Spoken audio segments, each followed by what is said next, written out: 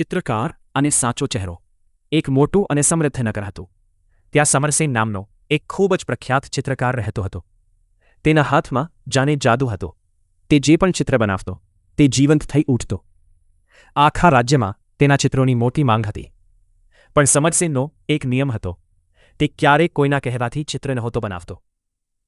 જ્યારે તેનું મન થાય અને તેને કોઈ પાત્રમાં કંઈક ખાસ દેખાય ત્યારે જ તે પીંછી ઉઠાડતો. એક દિવસ એ નગરના સૌથી ધનવાન અને ઘમંડી વેપારી ધનપાલને પોતાનું એક ભવ્ય ચિત્ર બનાવડાવવાની ઈચ્છા થઈ. તે સમરસેન પાસે ગયો અને સોનામહોરોથી ભરેલી થેલી ટેબલ પર મૂકતા બોલ્યો, ચિત્રકાર, મને આખા રાજ્યમાં સૌથી પ્રતિષ્ઠિત અને દયાળુ માણસ તરીકે દર્શાવતું એક તૈલચિત્ર બનાવી આપો. હું તને માંગે તેટલી કિંમત આપીશ.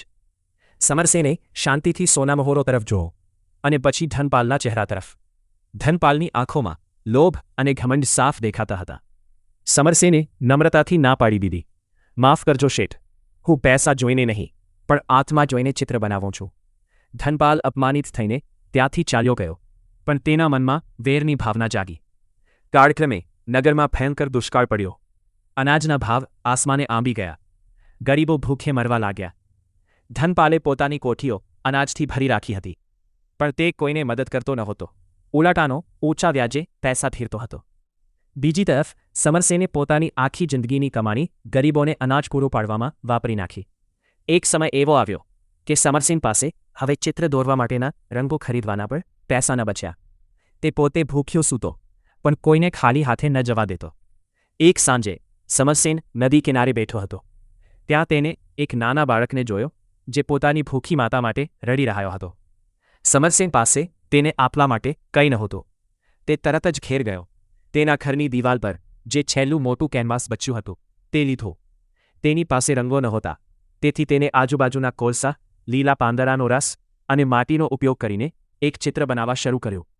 તેને ચિત્રમાં એક એવા વ્યક્તિની કલ્પના કરી જે પોતાના હાથમાં અન્નનો થાળ લેકે ભૂખ્યા લોકોને વહેંચી રહ્યો છે અને તેના ચહેરા પર અપાર કરુણા અને દિવ્ય પ્રકાશ છે.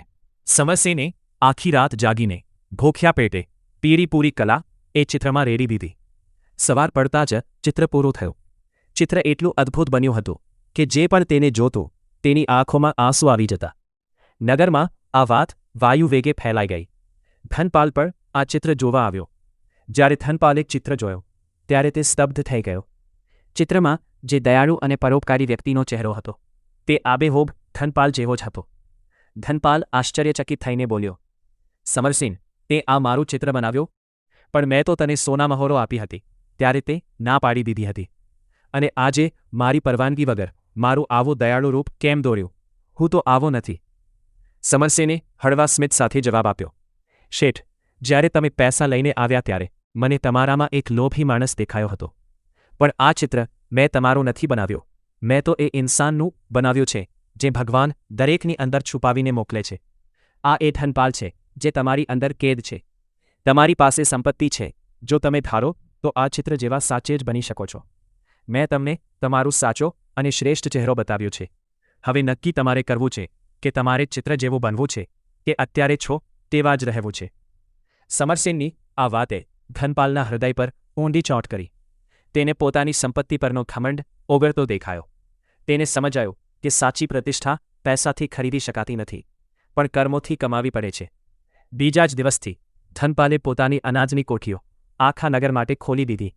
તેને સમરસેને પોતાના ગુરુ માન્યા અને નગરમાંથી ભૂખમરો નાબૂદ કર્યો.